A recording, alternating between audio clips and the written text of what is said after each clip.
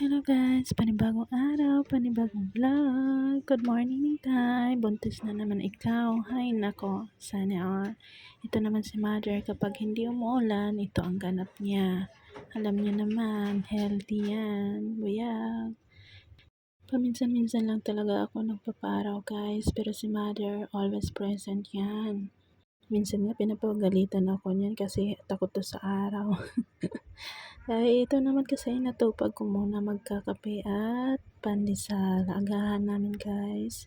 Itlog at saka may mayonnaise konti tira kahapon.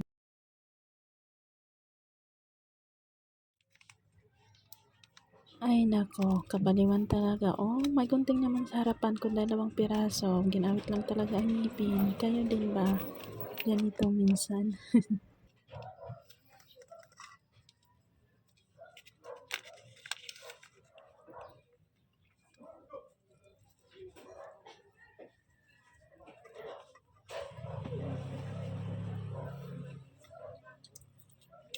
Kahit nagkakape pa nga ay ayun, namomroblema na ako kung ano yung lulutuin ko ngayon na araw.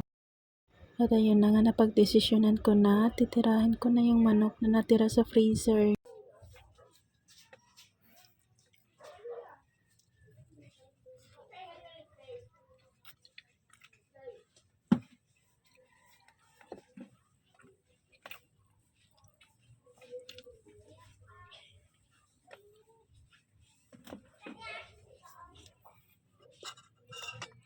O, diba? Walang kaganaganang kumain yan. Buyag lang talaga. Siyempre, masipag tayo magluto. Masipag din tayo kumain.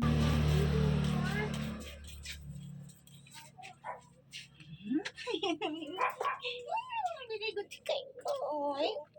Very good, very good.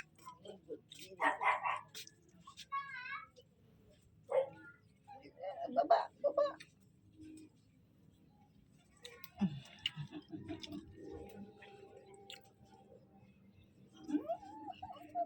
Pagkatapos ko nga magkape ay nasipan ko ng maligo agad kasi Sabado nga, dapat maaga. Ito muna, tag-deodorant tayo para hindi naman amoy pawis buong mag-araw. Naglagay na nga pa rin ako nitong aking skincare sa mukha at sa mga singit-singit. Nalagay ko talaga yan pagkatapos maligo kasi medyo wet pa yung skin. Nako, maya-maya pa nga itinawag na ako ni mother. Bumili ng ano doon.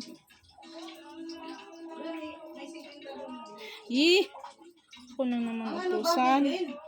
Nasa CR na ako. Huwag ka nang shampoo.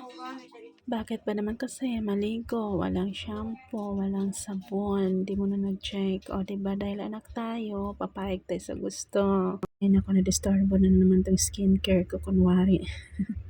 Pinapantay ko nga lang itong kaputian ng aking mukha pagkatapos maligo kasi ilang oras lang mawawala na din to.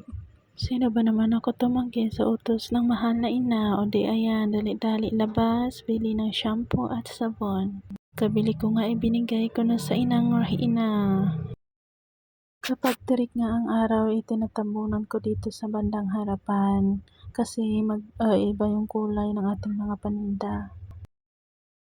At ayan, sa wakas makapagsuklay na ako, ngunit maya-maya naman ay tinawag na naman ako ni mother. Alam mo ba anong tinatawag? Ang kanya na namang tuwalya. Walang magawa kundi sunod na naman sa tanging ina nyo. O diba? Tayo na naman si Inday Winay. Mamaya mainis na naman siya makita tong uso ko. Saan?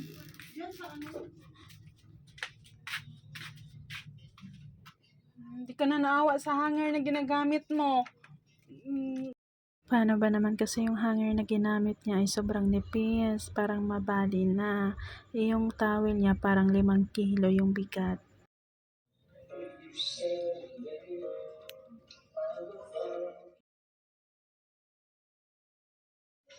Plano nga pala ni mama ngayon na maglangis kaya kailangan makaluto na ako. At ito na nga, niready ko na ito aking manok.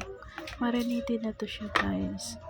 Habang nagpapalambot nga nitong manok kasi hindi pa siya pwede iluto kasi i-grill ko yan siya. Ito't na nanonood muna kami ng teleserye na lagi namin pinapanood tuwing gabi. Ito talaga yung bonding namin guys pag Saturday, Sunday. Kahit medyo busy, ayan, minsan nanonood ng movie.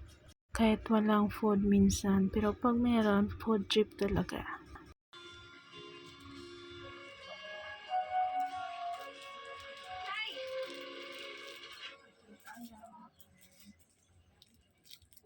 Hi. Ano po?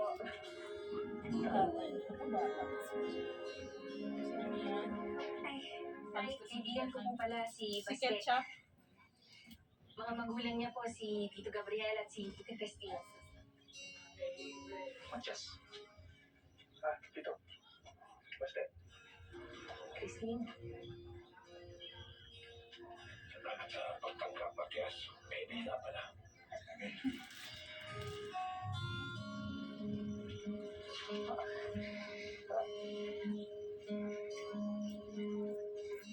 Dinig sa lolo.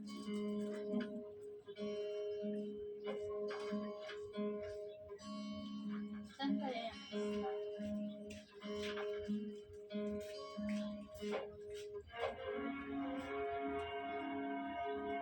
Mukha.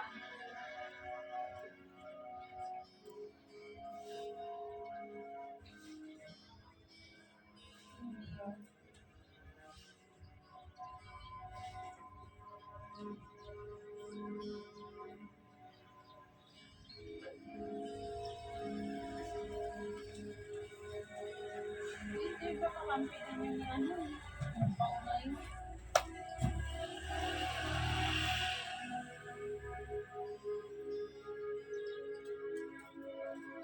Okay po. Kalagitnaan yan ng panonood. Ay, nako, ayaw na. Utusan na naman ni Mother. Nagpa-deliver kasi ng tubig mineral. Katas ko yan ang pangingisda ni tatay. Kapag-invest na nga po yan At dahil video-video tayo, o di tayong gagawa, tayong maghakot ngayon. Wala mo ng Mother. Hindi pa kitang tao lang. Hindi naman pa sa ganun. Kapag kaya ko kaya, ginagawa ko. O, diba? Ayan. Tingnan nyo lang. O, diba? At dahil mag-grill nga ako, nilabas ko na itong pang malakas ang griller namin. Ito na, tinugasan ko ng mabuti para naman malinis.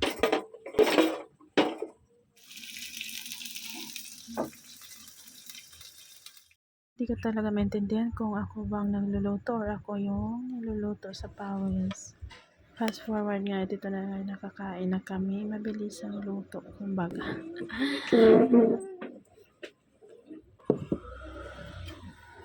Tinadry nga sana ang style nito, kaso naisip ko ang alaga namin mahilig sa sauce, kaya ayan. Pagkatapos lang namin kumain, si mama naglangis. Ito nga yung pinakamantika ng langis niya. Bandang alas 2 ay natulog na kami. Ito nga't nakakagising ko lang mga alas 3 na to. Medyo pagod nga kanina kaya ngayon lang ako makapaghugas talaga. At dito natapos ang ating kwento. Salamat sa pakikinig at pakita mo ko.